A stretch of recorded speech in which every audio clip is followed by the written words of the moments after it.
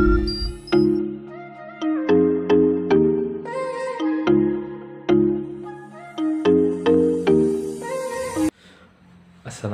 warahmatullahi wabarakatuh. Selamat siang. Kami dari kelompok 2 akan menyampaikan materi pada siang hari ini yang bertemakan memahami dan menggunakan instrumen dan alat untuk pengembangan kapasitas organisasi masyarakat. Pertama-tama saya akan membacakan anggota kelompok 2 yang akan bertugas untuk menyampaikan tema materi pada siang hari ini. Dimulai dari saya, Ahmad Nisar Pemain Zakaria, lalu dilanjutkan oleh Alfianita Nurwahyuni, Hanifarida Khuratul Ayun, Siska Dinovitasari, dan Wisnu Satria Martanto Putra. Pertemuan kali ini materi yang akan dibahas dibagi dengan 4 subbab, yaitu yang pertama, konsep alat dan instrumen pengembangan kapasitas organisasi yang meliputi teori, definisi dan pengertian umum, dan dilanjutkan dengan dimensi, fokus, dan tipe kegiatan dalam pengembangan kapasitas organisasi, lalu indikator penilaian dalam pengembangan kapasitas organisasi, dan ditutup dengan penggunaan instrumen dan alat dalam suatu kegiatan pengembangan kapasitas organisasi masyarakat. Pertama kali akan kita bahas yaitu adalah konsep alat dan instrumen pengembangan kapasitas organisasi masyarakat. Sebelum mengkaji lebih jauh lagi tentang penggunaan dan pemanfaatan alat dan instrumen pengembangan kapasitas organisasi masyarakat, maka diperlulah untuk mempelajari dan memahami apa sih alat dan instrumen yang dimaksud dalam kegiatan pengembangan kapasitas organisasi masyarakat. Salah satu bentuk objek atau benda yang digunakan untuk membantu dalam menyelesaikan suatu pekerjaan pada suatu organisasi atau kelembagaan atau komunitas.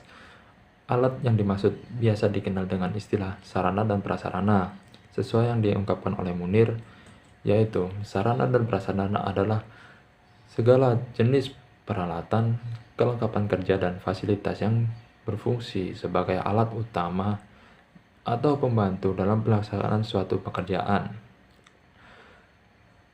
Berikut penjabaran dan pemaparan yang lebih lanjut diungkapkan oleh Munir dalam 3 hal berikut ini. Sarana dan prasarana bisa berupa peralatan kerja, yaitu semua jenis benda yang berfungsi langsung sebagai alat produksi untuk menghasilkan barang.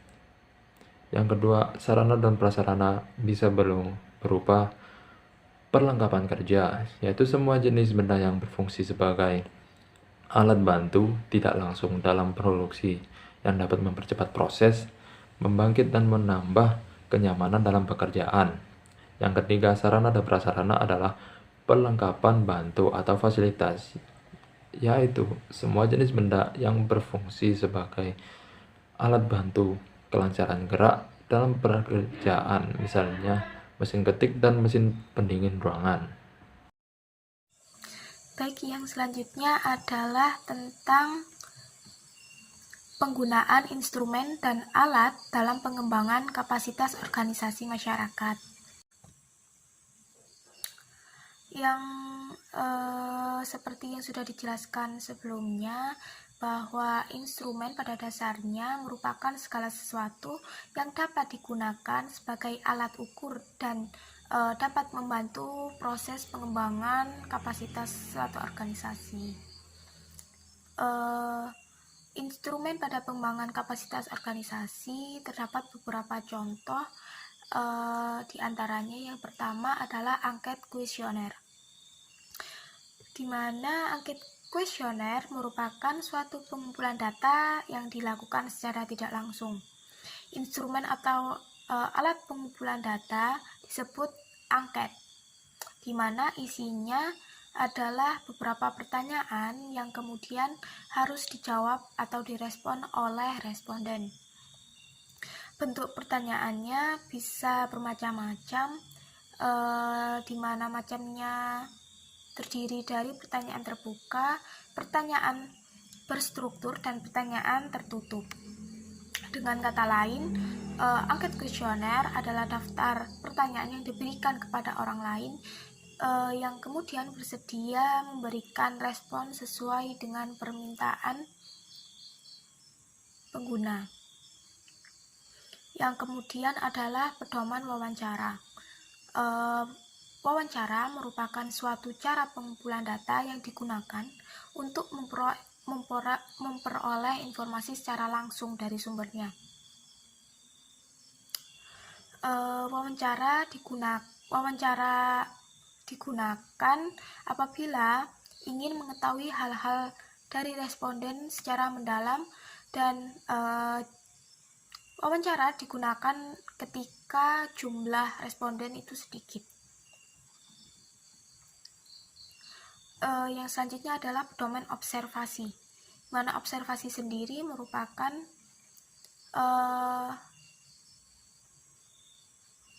pengamatan yang dilakukan secara langsung ke objek peneliti untuk melihat dari dekat kegiatan yang dilakukan.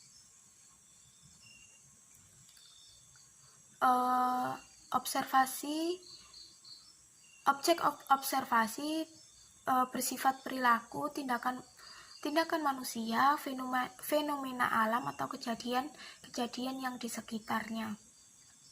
Lalu yang selanjutnya adalah pedoman tes. Tes sendiri merupakan alat ukur atau prosedur yang digunakan dalam rangka pengukuran dan penilaian. Tes ternyata juga dapat diartikan sebagai alat pengukur yang mempunyai standar objektif, sehingga tes sendiri dapat dipergunakan lebih luas dan betul-betul dapat digunakan untuk mengukur dan membandingkan keadaan tingkah laku suatu individu. Lalu yang terakhir adalah kisi-kisi. Manfaat atau fungsi dari kisi-kisi sendiri yaitu sebagai pedoman penulisan butir soal dan perakitan tes. Jadi sebelum membuat sebuah tes, maka kisi-kisi harus diperlukan. Seperti itu, sekian dari saya. Terima kasih. Baik, di sini saya akan menjelaskan tentang pengembangan kapasitas. Kapasitas dapat dimaknai sebagai proses membangun kapasitas individu, kelompok, atau organisasi. Capacity building dapat juga diartikan sebagai upaya memperkuat kapasitas individu, kelompok, atau organisasi yang dicerminkan melalui pengembangan kemampuan, keterampilan, potensi dan bakat, serta penguasaan kompetensi-kompetensi sehingga individu, kelompok, atau organisasi dapat bertahan dan mampu mengatasi tantangan perubahan yang terjadi. Pengertian organisasi. Organisasi merupakan suatu kesatuan sosial dari sekelompok manusia yang saling berinteraksi menurut suatu pola tertentu, sehingga setiap anggota organisasi memiliki fungsi dan tugasnya masing-masing sebagai suatu kesatuan yang memiliki tujuan tertentu dan mempunyai batas-batas yang jelas sehingga tidak bisa dipisahkan. Selanjutnya, pengembangan kapasitas organisasi juga berbicara tentang audit kapasitas organisasi. Menurut Heston 2013, audit kapasitas organisasi merupakan suatu kegiatan yang bertujuan untuk menyatukan pemahaman terkait pembentukan kapasitas organisasi. Hal lain terkait penyediaan struktur kepegawaian pada audit kapasitas di organisasi yang dipilih untuk Masuk pada materi selanjutnya, yaitu materi kedua terkait dengan dimensi, fokus, dan tipe kegiatan dalam pengembangan kapasitas organisasi. Dalam pengembangan kapasitas memiliki dimensi, fokus, dan tipe kegiatan. Dimensi, fokus, dan tipe kegiatan menurut Grindel tahun 1997 halaman 1-28 mengatakan bahwa ada 3 dimensi. Yang pertama yaitu dimensi pengembangan sumber daya manusia, di mana fokus pada dimensi ini yaitu pada perhatian yang diberikan kepada personil atau anggota profesional dan kemampuan teknis, serta tipe kegiatan menggunakan pengembangan kapasitas organisasi dalam rangka peningkatan kualitas pelayanan berupa kegiatan training, praktek langsung, kondisi iklim kerja, dan open recruitment. Untuk yang kedua yaitu dimensi penguatan organisasi, di mana fokus pada dimensi ini terfokus pada manajemen untuk meningkatkan keberhasilan peran dan fungsi dalam sebuah organisasi.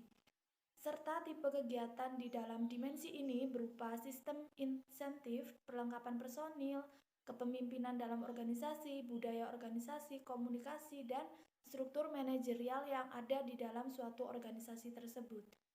Untuk yang ketiga yaitu reformasi kelembagaan, di mana pada reformasi kelembagaan ini berfokus pada kelembagaan dan sistem makrostruktur yang berada di dalam sebuah organisasi. Dengan tipe kegiatan yaitu biasanya dengan dinamika ekonomi dan politik, perubahan kebijakan dan regulasi, dan reformasi konstitusi. Dalam konteks reformasi kelembagaan ini, aktivitas yang perlu dilakukan adalah melakukan perubahan atau melakukan evaluasi-evaluasi dalam kegiatan atau perubahan kebijakan, aturan, serta reformasi sistem kelembagaan yang dapat mendorong pasar serta berkembangnya masyarakat di dalam sebuah organisasi.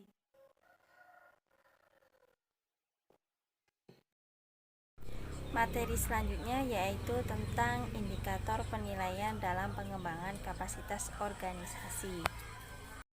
Indikator penilaian dalam pengembangan kapasitas organisasi terbagi menjadi 3. Yang pertama yaitu kapasitas sumber daya fisik, yang kedua kapasitas proses operasional, dan yang ketiga yaitu kapasitas sumber daya manusia. Yang pertama yaitu kapasitas sumber daya fisik. Pengembangan kapasitas sumber daya fisik di sini menekankan pada perbaikan infrastruktur yang ada di organisasi. Tujuannya yaitu agar organisasi dapat melakukan pelayanan yang lebih baik lagi kepada masyarakat. Dengan infrastruktur yang baik, organisasi juga akan dapat melaksanakan tugas dan fungsinya sebagaimana mestinya. Nah, contoh kapasitas sumber daya fisik ini dapat diukur dengan 4 indikator, yaitu kapasitas struktur, kapasitas keuangan, kapasitas perangkat hukum atau aturan, dan kapasitas sarana dan prasarana. Kedua yaitu kapasitas proses operasional. Kapasitas ini sangat penting dalam menentukan keberhasilan organisasi dalam mencapai visi dan misinya.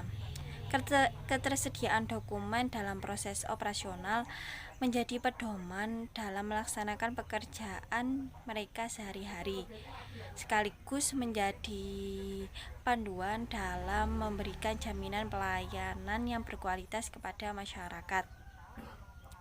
Pengembangan kapasitas proses operasional atau ketatalaksanaan di sini terdiri atas pengembangan kapasitas prosedur kerja, pengembangan kapasitas budaya kerja, dan kapasitas kepemimpinan yang efektif.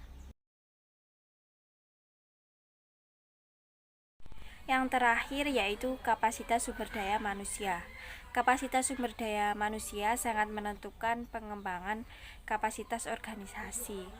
Dengan meningkatkan kemampuan sumber daya manusia akan membuat tujuan sebuah organisasi akan tercapai.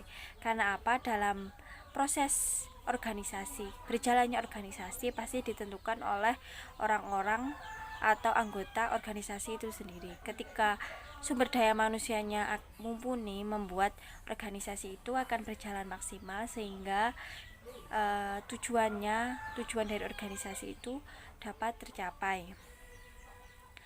Hal ini dapat diukur dari kapasitas pengetahuan, kapasitas keterampilan, serta perilaku dan etika kerja dari anggota organisasi. Ya, untuk selanjutnya yaitu contoh penggunaan instrumen dalam peningkatan kapasitas organisasi masyarakat.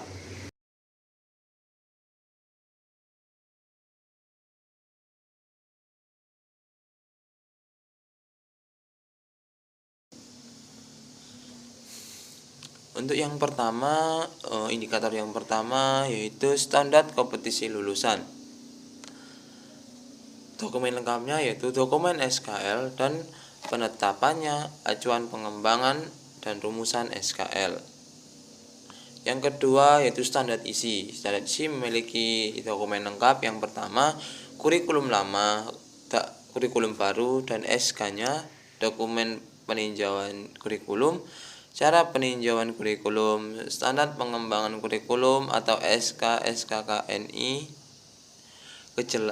kejelasan uraian beban belajar, dan SKI. Yang kedua, tingkat kompetensi peserta didik, kejelasan proporsi teori dan praktek di dalam kurikulum. Yang ketiga, jumlah peserta yang lulus ujian kompetisi dalam 1 tahun terakhir. Yang keempat, kalender pendidikan disusun minimal atau 1 tahun memuat komponen-komponen antara lain: A. Proses penerimaan hingga kelulusan, B. Jadwal ujian dan praktek, C. Jadwal libur dan lain-lain. Yang kelima, menunjukkan bukti sosialisasi kalender pendidikan untuk pendidik, peserta didik, dan orang tua, seperti undangan, selembaran, papan pengumuman, dan lain-lain. Untuk selanjutnya, indikator nomor 3 yaitu standar proses. Standar proses memiliki dokumen lengkap. Yang pertama, dokumen silabus yang sesuai dengan kurikulum, penyusun silabus, dan dokumen peninjauan silabus. Yang kedua, RPP yang sesuai dengan silabus, penyusun RPP, dan dokumen RPP. Yang ketiga, contoh dokumen modul atau bukti panduan. Yang keempat, contoh portofolio atau hasil karya peserta. Yang kelima, jadwal pelatihan. Yang keenam, laporan proses mengajar atau teaching report. Yang ketujuh, dokumen kehadiran pendidik atau tenaga kependidikan peserta didik. Untuk indikator yang selanjutnya yaitu standar pendidik dan tenaga kependidikan yang memiliki dokumen perlengkap. Yang pertama, portofolio pendidik atau biodata, ijazah terakhir, sertifikat kompetensi yang relevan, dan SK pengangkatan. Yang kedua yaitu portofolio tenaga kependidikan atau biodata, ijazah terakhir, sertifikat kompetensi, dan SK pengangkatan.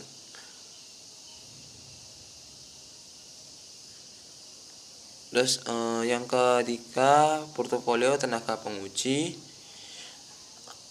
atau biodata, ijazah terakhir, sertifikat kompetisi yang relevan. Untuk indikator yang kelima yaitu standar sarana dan prasarana yang memiliki dokumen berlengkap. Yang pertama, daftar inventaris sarana prasarana lembaga dan foto berwarna sebagai pendukungnya, atau bahan ajar, sarana pembelajaran, tempat baca dan sarana bacaan, peralatan kantor dan meubiler, media pembelajaran dan ruang pembelajaran. Yang kedua, daftar inventaris peralatan dan perlengkapan pendidikan di setiap ruang teori dan praktek. Yang ketiga, daftar buku perpustakaan dan sumber belajar. 4. Prosedur pemeliharaan sarana dan prasarana.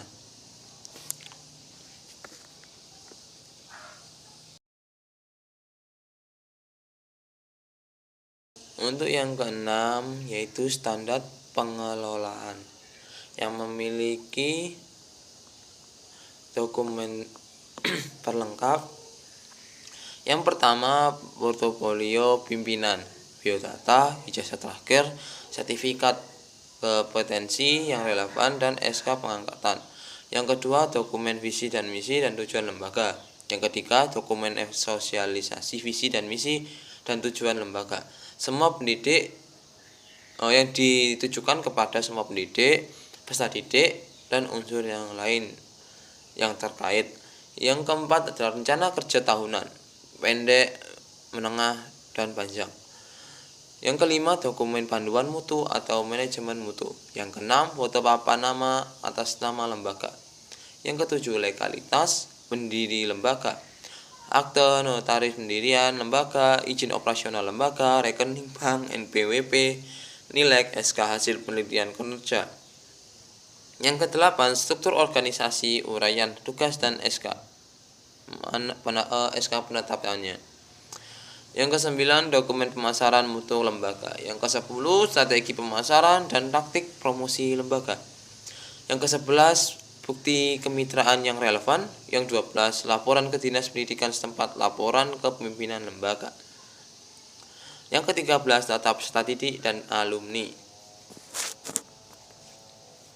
Yang ke-14, contoh dokumen evaluasi kinerja lembaga. Yang ke-15, contoh dokumen evaluasi pelaksanaan program dan kegiatan. Yang ke-16, contoh dokumen evaluasi kinerja pendidik. Yang ke-17, contoh dokumen evaluasi kinerja tenaga kependidikan. Selanjutnya yaitu nomor 7 tentang standar pembiayaan. Standar pembiayaan memiliki dokumen pelengkap. Yang pertama, keberadaan RAP tahunan. Yang kedua, pencatatan administrasi keuangan. Yang ketiga, laporan keuangan maksimal 5 lembar. Yang keempat, laporan keuangan kepada pimpinan. Untuk yang terakhir atau yang nomor 8 yaitu standar penilaian pendidikan. Memiliki dokumen pelengkap. Yang pertama yaitu pedoman penilaian. Yang kedua, contoh soal teori dan praktek atau kopi satu materi. Yang ketiga, teknik penilaian. Yang keempat, dokumen pelaksanaan ujian lembaga atau ujian lokal. Yang kelima, dokumen pelaksanaan uji kompetensi dari lembaga sertifikasi. Yang keenam, laporan hasil belajar peserta didik. Ya, mungkin itu saja yang bisa kelompok kami sampaikan. Bila ada kurang lebihnya mohon maaf. Terima kasih untuk teman-teman yang telah menyimak materi dan pembahasan yang kami utarakan. Semoga